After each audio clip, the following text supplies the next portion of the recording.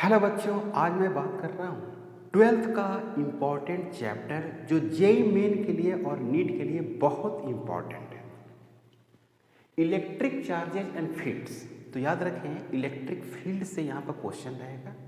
Electric field से including flux और dipole. Flux और डाइपोल इलेक्ट्रिक फील्ड अगर आप कर लेते हैं तो इससे क्वेश्चन आप कैचअप कर सकते हैं, इससे क्वेश्चन आपको मिल जाएगी। इलेक्ट्रोस्टैटिक्स, पोटेंशियल एंड कैपेसिटेंस, तो इसमें आप कैपेसिटेंस से क्वेश्चन कीजिए, है ना। कैपेसिटेंस विथ डाइलेक्ट्रिक, एनर्जी और एनर्जी डेंसिटी ले लीजिए, डाइलेक्ट्रिक ले लीजिए। और पोटेंशियल निकालने के लिए आप इसके बारे में अगर जान जाते हैं तो आपका ये दोनों चैप्टर कैचअप हो जाएगा। और ये दोनों बहुत बड़ा है, दोनों को मिला दिया जाए तो बहुत बड़ा है। करंट इलेक्ट्रिसिटी काफ़ी इंपॉर्टेंट है। करंट इलेक्ट्रिसिटी में आप करंट डेंसिटी और ड्रिफ्ट वेलोसिटी जान जाइए, थोड़ा सा ओम्स लॉ को जान जाइए, उसके बाद सीधे किरचॉफ लॉ पे आ जाइए और मीटर ब्रिज पे आइए, पोटेंशियोमीटर। अगर इतना आप कर लेते हैं तो करंट इलेक्ट्रिसिटी से आपको क्वेश्चन कैचअप कर लीजिएगा, नहीं छूटेगा क्वेश्चन इससे।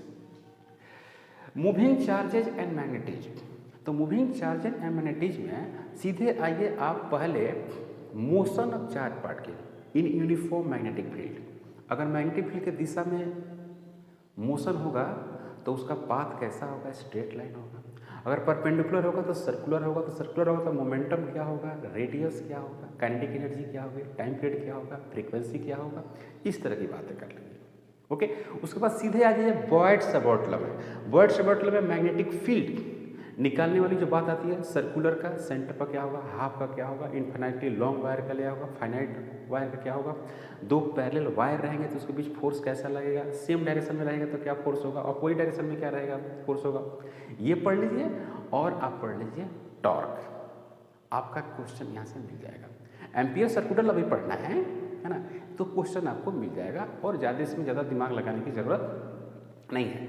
उसके बाद आता है आपको इलेक्ट्रोमैग्नेटिक इंडक्शन, बहुत इंपॉर्टेंट है। तो यहाँ पर पढ़ लीजिए थोड़ा सा, आपको ईएमएफ इंड्यूस, ईएमएफ का डायरेक्शन और सेल्फ इंडक्टेंस पढ़ लीजिए, थोड़ा सा पढ़ लीजिए म्यूचुअल इंडक्टेंस। बस इतना आप करते हैं तो आपका ये क्वेश्चन मिल जाएगा। ऑल्टरनेटिंग करंट में आप सीधे चले जाइए आरएलसी सर्किट में। आरएलसी सर्किट में जहाँ पर रिजोनेंस कराते हैं हम लोग, जहाँ पर जेड मिनिमम करके आई मैक्सिमम कैलकुलेट करते हैं, वहाँ से आपको क्वेश्चन रहता है। शार्पनेस, क्वालिटी फैक्टर से आपको क्वेश्चन रहता है और क्वेश्चन होगा ट्रांसफार्मर बेस्ड। इलेक्ट्रोमैग्नेटिक्स वेव्स में आपको जो क्वेश्चन होता है वो एक ही जगह से क्वेश्चन होता है जहाँ से वेवलेंथ का ऑर्डर आती है ना। इलेक्ट्रोमैग्नेटिक स्पेक्ट्रम से क्वेश्चन आती है, आप वहाँ पर अगर आप ध्यान रखते हैं तो आप यहाँ से क्वेश्चन कैचअप कर सकते हैं। अब आती है ray optics and optical instruments, बहुत बड़ा है, बहुत बड़ा है। तो इसमें मैंने चैप्टर को ही हटा दिया है और इसमें लिखा है कि रिफ्रैक्शन। रिफ्रैक्शन आप पढ़ लीजिए, है ना। Refraction through the glass prism, refraction में ऑपरेंट शिफ्ट, है ना, नॉर्मल शिफ्ट की जो बात करते हैं, रियल शिफ्ट जो बात करते हैं, उसकी आप पढ़ लीजिए। उसके बाद लेंस पढ़ लीजिए और फॉर टोटल इंटरनल रिफ्लेक्शन, तो टोटल इंटरनल रिफ्लेक्शन तो रिफ्रैक्शन में आता है। और लेंस पढ़ लीजिए, लेंस का जो इमेज जो बीच से कट कर जाते हैं, हाफ कट कर देते हैं, उसमें कई तरह के रिफ्रैक्टिव इंडेक्स को सेटअप करते हैं, तो इमेज पे क्या प्रभाव पड़ता है ये पढ़ लीजिए। सिल्वरिंग वाला थोड़ा सा पढ़ लीजिए, लेंस मेकर पढ़ लेना है, थोड़ा सा कंसेप्ट आपको प्रिज्म का ले लेना है, तो आपका क्वेश्चन आपको मिल जाएगा।